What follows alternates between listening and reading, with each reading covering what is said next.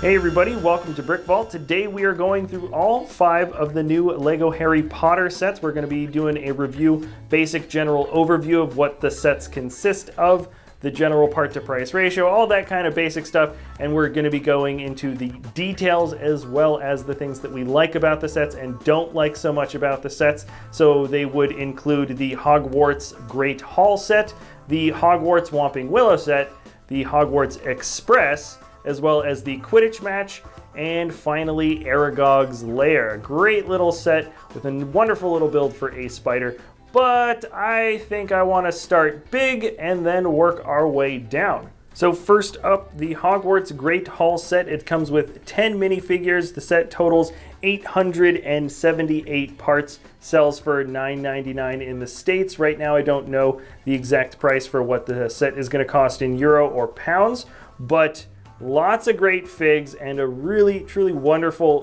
build for this section of the Hogwarts castle. What I want to get into first maybe is the minifigs. They're right out here in the front. We have a brand new build for a Hagrid, which I think maybe most people might have noticed right in the beginning, or at least when looking at some of the pictures. Hagrid here is a really, really good build. Look, he's got even molded points for the pockets here. That is a new mold that makes up a lantern piece. We see a few of those throughout these sets. He comes with a pink umbrella, and he's got some pretty awesome expressions as well. It's a little bit funny seeing his face without the beard, or actually he's just got the one expression. Anyways, really, really cool looking fig. And in general, we've just got some great minifigs that make up the teachers. We've got Albus Dumbledore, sorry, it's not focusing. We've got Albus Dumbledore, as well as Professor McGonagall, and Quirrell. Quirrell's got a really fun little bit here. This is a friend of ours on the back of Quirrell's head. That's actually a really great little print there. Not the first time we've gotten that, but the updated versions of these characters are absolutely awesome. And in general, we have some updated prints that make up the students. The only one here, I actually thought this was Jenny at first, but it's Susan Bones. So I don't know who that is, but then there's Ron, Hermione, Harry, and of course Malfoy. Pretty good little prints for them. I like that they came with their animals, minus we don't see Crookshanks there. And then the very last fig, the best one, my favorite, personal favorite, Nearly Headless Nick. He's got some excellent gray and silver detailing that goes along the front and back of the torso. You can have him holding his head even though he's not totally headless, he's just nearly headless. But let's get into the Great Hall. Right off the bat, the general look of the outside of the Hogwarts Great Hall here really does look like a wonderful slice from the castle. The set almost immediately reminds me of the Big Ben set just because it's a very large structure made mostly with tan, or at least tan being the primary color of the walls. But in reality, the build that makes up the actual arches and the build for the windows is totally different and kind of wholly unique. It does remind me a little bit of maybe what an old cathedral might look like, or, well, it's got that medieval feel because, of course, it is an old castle. Now, let's turn it around, though, because I feel like there are definitely just a few things I'd like to point out on the inside. Definitely worth taking a closer look at. The Great Hall itself is already full of some food and, well, just a few things that you can eat. Some ice cream, tea, coffee, cupcake, chicken, I don't know, maybe some other things. We've got a nice little build for a fireplace. The teachers would be sitting off to the end over here. And then we've got the banners, or at least 2 of the banners that make up, I guess, the main houses. We've got Gryffindor and Slytherin. Hufflepuff and Ravenclaw don't get represented as much throughout the LEGO Harry Potter sets. That's just the reality. And then the tower has a few rooms on the inside. Of course, this isn't going to be chronological, or at least based on how the architecture from the rooms are in the book. But here's the sorting hat. We've got a treasure chest there. And up in the top is the mirror. In fact, I believe this was somewhere in a basement room. But there you can see Harry Potter and his parents. Of course, this is showing you what you want to have, not necessarily what you will have. And then you can actually replace that piece out with this. Of course, you can flip it around. This is Quirrell holding the Sorcerer's Stone. And I believe that's Ron being the head of the Quidditch team. When we move back further down the tower, we've got a small room with some potions brewing, and then a staircase that also leads even further down. Now, I'm not going to be getting into all the different details of this whole set. Last thing I want to point out is this is the first example. It comes in a few other sets from this line, but these are some new pieces that make up candles. I think they look absolutely wonderful. And in general, this set really does deliver in terms of kind of just getting a lot of cool characters. I think the prints and details for the minifigs are top-notch, and the build for the Great Hall is rather large. It's very deep, which I think is a really, really big positive plus, and it just looks good from afar. So anyways, this is the main set from the Wave. I really like it. Let's move on to the Express. It's technically a little bit of a smaller set in terms of part count. It certainly has less minifigs included, but this is probably the best piece of eye candy from the entire Wave, with a brand new design showing off the really wonderful train build of the Hogwarts Express. It's connected via some Technic pieces here in the center. Very easy to detach if you want to just kind of take a closer look at one of the pieces here. And sorry if the red is blowing out a little bit on the cameras here. Really wonderful looking detailing though. With the gold and the red and the black, it's absolutely awesome. And then we've got our middle car here. So far I've just kept some of the spare wand pieces on the inside. I really like those parts. You get some extra wands. Great little build here. And then this is the main passenger car. The top comes off quite easily. You can see those little jumper pieces for 4 different studs for the roof to fit in. And inside are 4 seats, or maybe 2 different separate compartments facing each other that can fit 2 minifigs each. Of course, it's a pretty narrow build, but then again, that's how these train builds are. And then this is not provided in the set, but I have a feeling some of you guys might have been curious. Yes, of course, it can fit onto train tracks, and no, I don't think it is predisposed to be hooked up electronically, but of course, a train this size with a little bit of ingenuity could definitely be hooked up to power functions. You just got to figure that one out for yourself. So starting off with the minifigs, here is my favorite character. I don't know if he's the coolest looking fig from the set. We've got Remus Lupin. He comes with, well, actually I haven't even showed off the new wand piece.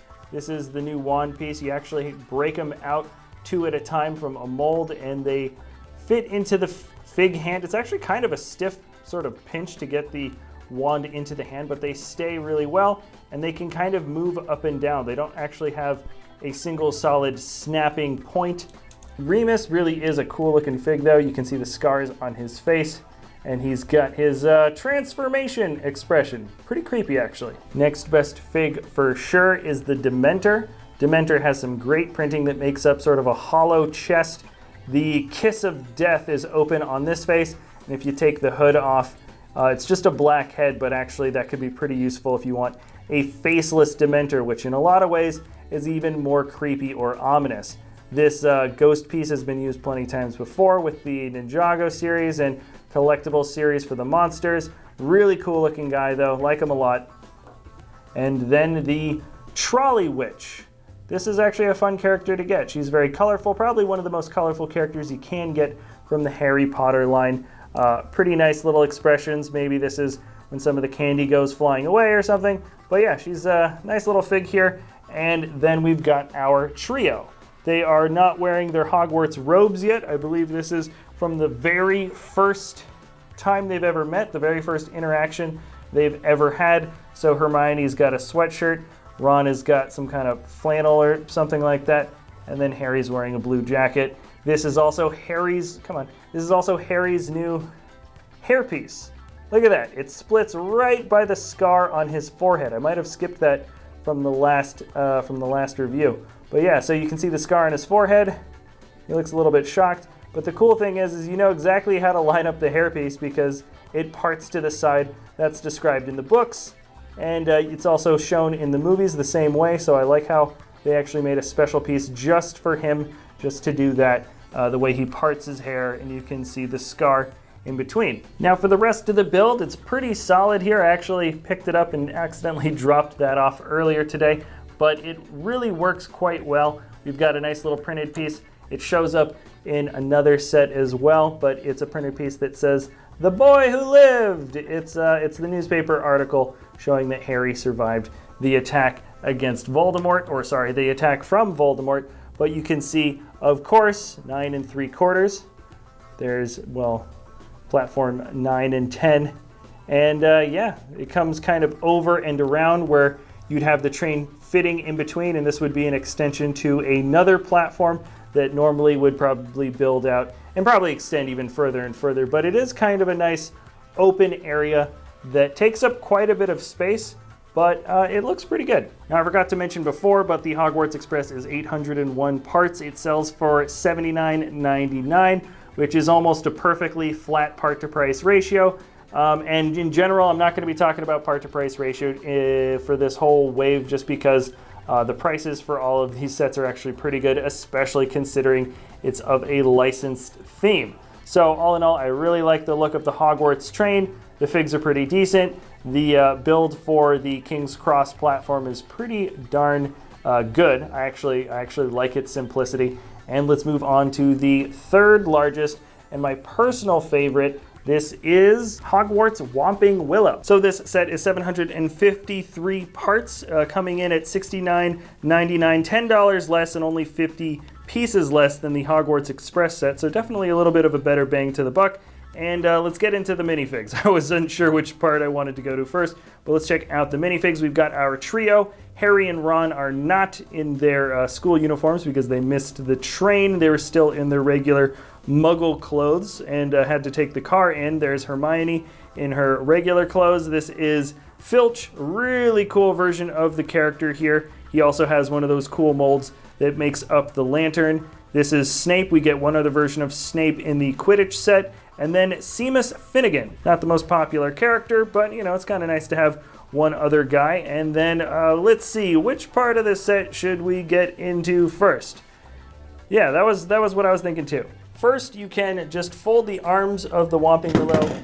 Well, you can fold them down, and then you get yourself the car, flying car. I love that angle that we have on the back here to just kind of show that weird old kind of sporty look that this car had. These are prints on the side of the doors here. Those are not stickers, and they're supposed to match up with the white plates that move their way on either side of the car.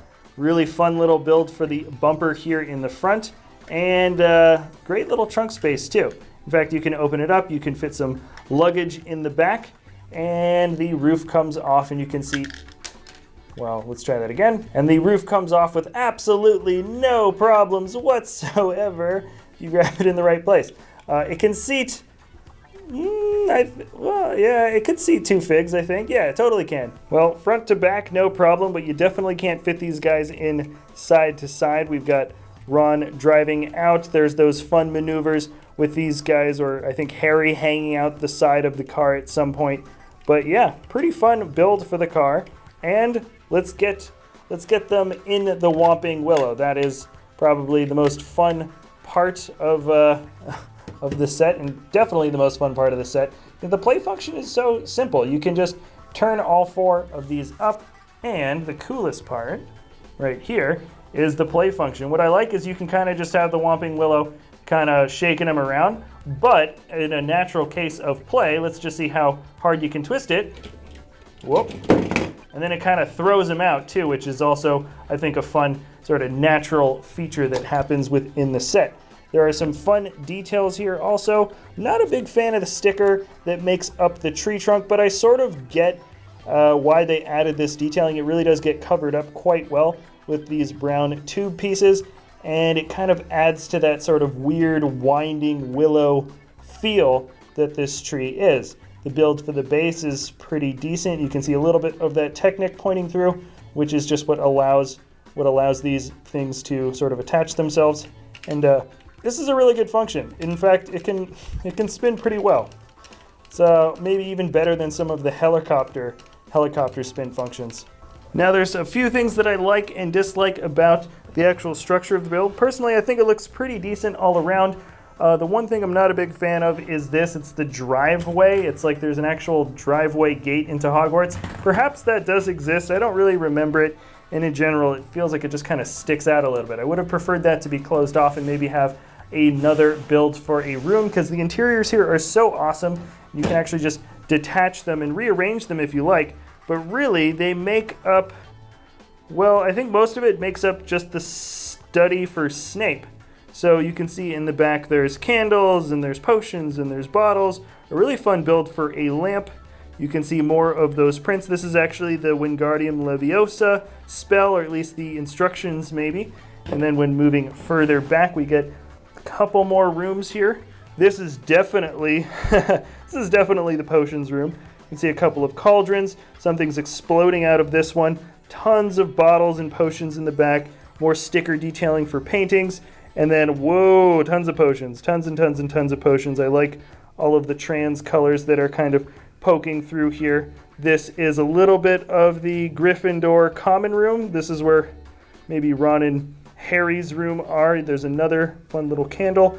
And Hedwig hanging out in the top with probably, letters and a quill with ink. So pretty solid interior. Just the only thing that I feel like is, a little bit wasted is the space for the garage, or sorry, the driveway. But I can do one more cool thing with this set, and that is both this set and the Hogwarts Great Hall set can attach together. So that's really cool. It does kind of have a fun sort of small tower, medium tower, big tower. There's a bit of a size progression here. The wall connects, of course, perfectly well. Why wouldn't it? I mean, they are, of course, from the same overarching massive castle. So I do think these two together make up a really fun bit of space and actually quite a lot of good display area. Now for this next set, we've got the Quidditch Match. This is technically the best part to price ratio. It's 500 parts exactly, 6 minifigs, sells for $39.99, so that's $40. Pretty solid bit of, bricks that you can get. I mean, look at all the different colors, because you have each stand for each of the 4 different houses. So there's Slytherin, Hufflepuff, and Ravenclaw and Gryffindor. So they each have their own way of kind of displaying their different insignias. I think Hufflepuff has just a little bit less. They're sort of also the scoreboard. It just shows you how much people really like Hufflepuff. They always get a little bit less respect than maybe some of the other houses. And we get 3 minifigs for the good side, I guess. We get the 2 players. We have Harry as well as Oliver Wood, and then of course Hermione, who's gonna be trying to protect Harry from Snape, or at least she thinks she's protecting him from Snape in this scene. And the 2 players for the Slytherin side are Lucian and Marcus. Just getting a better look at either of these figs. We have some great prints that make up the jersey. I really like that mold that makes up the snitch. He's holding a bludger or whatever, I think that's what it's called, the bat. They have their respective broomsticks, and there is a flying function. Basically, the way this works is there's just a little Technic pin that allows you to have the goalie, the guy that's blocking the hoops, and then the piece that he has in his hand here, this is actually his broomstick that has a bludger. I can't remember the name of these things, but it's attached to a stud gun. You can try to shoot it through. All in all, the set is pretty simple. It does come with a trophy as well as a chest to hold the different supplies for all the different things.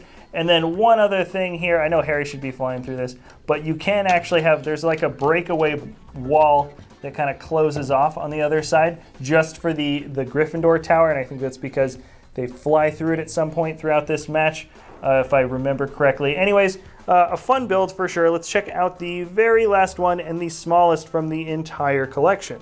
Did I say collection? I meant to say wave, and wow, this set, I always have a special place in my heart for the smallest set of a wave. There just seems to be something so complete sometimes about the really little ones, and everything about this set I like. The land piece here, it's just shows off just the tiny fraction of the giant dark forest, and we've got some new colors for spiders. That might even be is that a new mold for a spider? I'm not entirely sure. It looks great though. Big, scary. I like that hanging from sort of the racket piece. There's webbing, there's even a dish piece with web printing, mushroom, tons of stuff going on just in this tiny piece here. I'll get to the minifigs in a second. But look at Aragog. If he isn't the perfect build for putting up a practical joke on your friends, I really don't know what is. He's like the perfect size for what maybe a creepy, nasty tarantula would be in real life. And he actually kind of looks like a real tarantula. The shape is so good that you could really get somebody. You could get somebody good. The face also looks quite real. I think they did try to follow a little bit off of what Aragog sort of looked like from the films, but really Aragog just looked like a big old tarantula like in real life. So it's not too far off. There's a little bit of posability with the thorax. I'm just going to say thorax. That's probably the right part of this spider, the arachnid. And yeah, really, really, really good looking build. This is my favorite Lego spider of all time, period. I can't think of another Lego spider that came from a set. Here is Harry. He's got his blue jacket again. I think that's the same print, in fact. Let's see. His face looks pretty scared here, and then he looks kind of normal there. And then there's Ron, also the same print as the flannel before. He looks really scared. And yeah, another great little mold for a lantern. I really like that outer layer for the lantern. Solid build. It's 157 parts, sells for $14.99. And all right, let's look at the whole thing together. All right, so in conclusion, all 5 of the sets together, lots of things I liked about it. Now, I didn't go through all of the little details of the set. Yeah, there's Nagini in there. I believe the Phoenix is also hiding away in the tower. There's definitely a few hidden features within sets that I didn't bother to go into full detail. But once again, there's always things to discover on your own as you build. In general, solid pricing for the sets. I thought the quality of the build was good. The amount you pay for the bricks is very fair, especially considering these are licensed sets. One of the best, or the best brick-built spider I've ever come to encounter. And if you like to play practical jokes on people, this is pretty much a must get, or at least a must copy. It's such a fun build. The Hogwarts Express is amazing. Getting this bigger and maybe adding power functions to it and having it ride through our Lego city could be a project for the future. And all in all, I couldn't be happier with the way this wave turned out. So if you enjoy our content, please feel free to like or subscribe. And thanks a lot for watching, everybody. We'll see you next time at BrickVault. Oh, hey everybody, hope you enjoyed that video. I just wanted to pop in really quick and say that we do have a web store, BrickVault.toys, that sell instructions for super high quality mocks that are built by incredibly talented designers. So that is the first link in the description below. And also there's other videos too. We've got other things if you want to watch that. All right, thanks again for watching, and we'll see you next time at BrickVault.